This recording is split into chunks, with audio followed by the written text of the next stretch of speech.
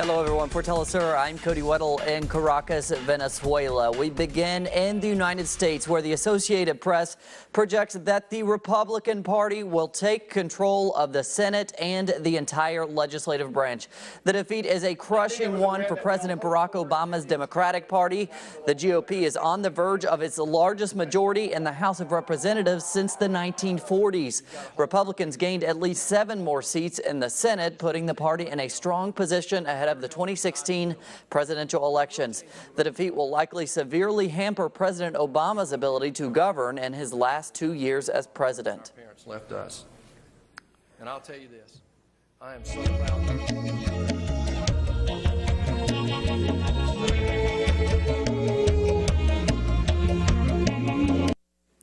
And to Mexico, as you saw there, we go to new developments in the case of the 43 missing students. Concerns are continuing to be raised. Officials have arrested several people linked to the disappearances. For more on the story, we go to our correspondent in Mexico, Clayton Kahn. Besides the ex-mayor of Iguala, José Luis Abarca, and his wife, Maria de los Angeles Pineda, another person was arrested during simultaneous federal police operations implemented yesterday morning.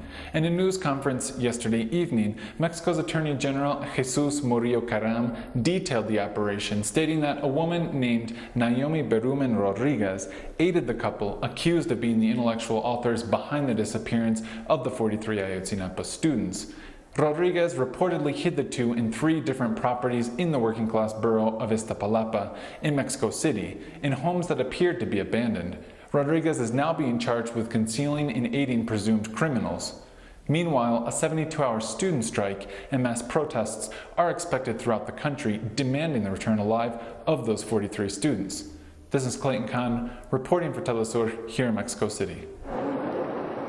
Staying with the story, protesters in Mexico will march Wednesday from the presidential residence in Zocalo, demanding justice for the 43 missing students. Some of the country's largest universities went on strike Wednesday for 72 hours as part of a global day of action for the students. Religious organizations have also conducted a day of fasting honoring the missing students.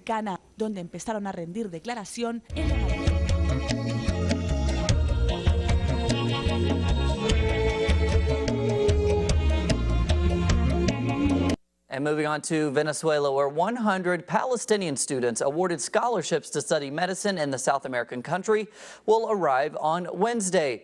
The group of students will travel in the Venezuelan airplane, which has just delivered over a ton of humanitarian aid to the Gaza Strip. President Nicolas Maduro, in total, over 1,000 students will be granted scholarships. The project is part of the ongoing cooperation between Venezuela and Palestine, which includes cooperation in energy and health. Legislative bodies of Ecuador are considering constitutional reforms that would allow the indefinite re-election of President Rafael Correa and other politicians. Our correspondent Liz Sherfias brings us more from Quito. Ecuador's governing País Alliance is pushing forward a reform package that includes 17 amendments to the Constitution, 16 of which are going through the National Assembly. One of the most significant reforms would remove term limits for elected officials, including the president.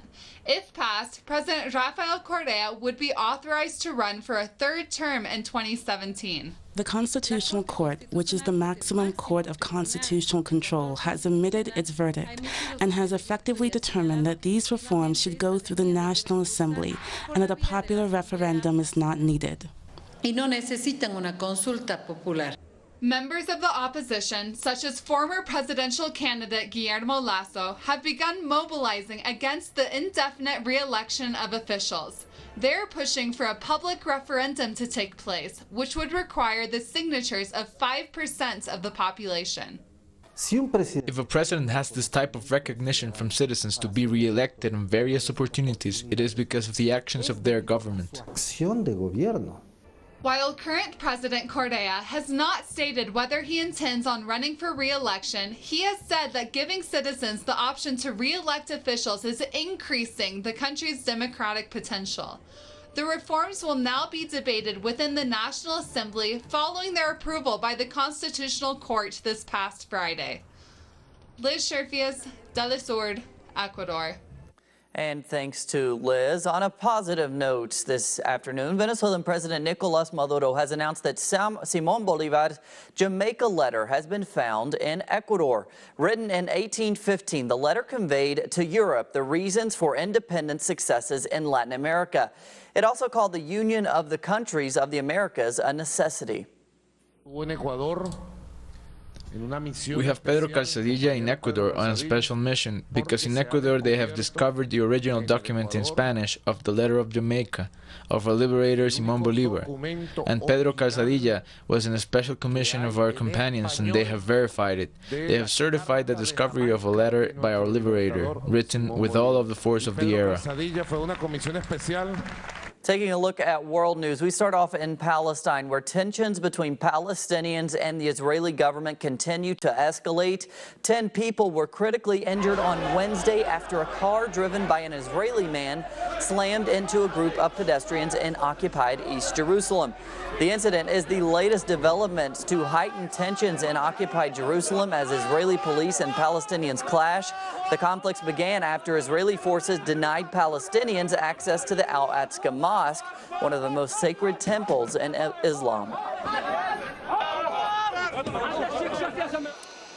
And in Africa, the presidents of Ghana, Nigeria, and Senegal are in Burkina Faso on Wednesday. They hope to put pressure on the Burkina Faso military for a peaceful transfer of power to a civilian government.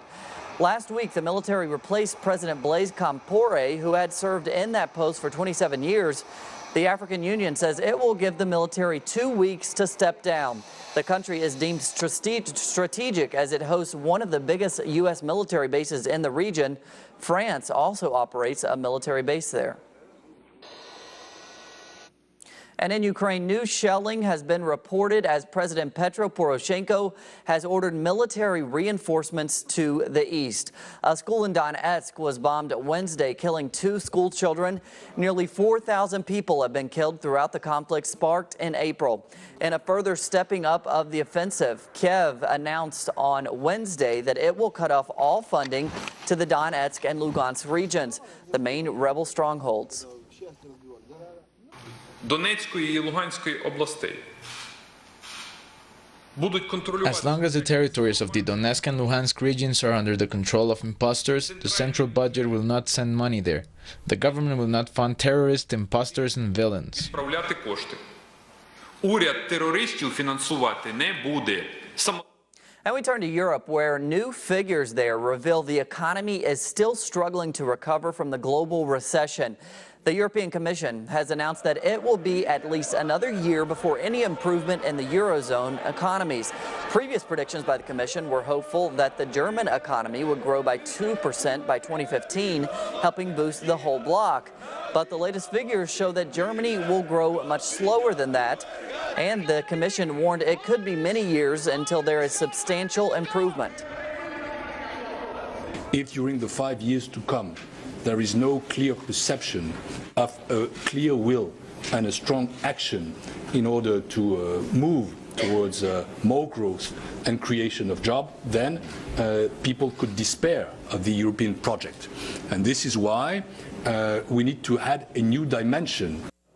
On a cultural note, France's top literary prize, the Goncourt, has been awarded to a book based on the Spanish Civil War. Author Lydia Salvare, the daughter of exiled Spanish Republican parents, wrote the winning novel entitled Don't Cry, based on her mother's experience during the war. The Spanish Civil War took place between 1936 and 1939 when fascists led by General Francisco Franco ousted the democratically elected Spanish Republic. An estimated 500,000 people died during the conflict. Salvare received a small symbolic prize of €10, but can't expect the award to boost sales. We have plenty more on those stories and others at our website, telesurtv.net/English. For teleSUR English, I'm Cody Weddle. Have a great day.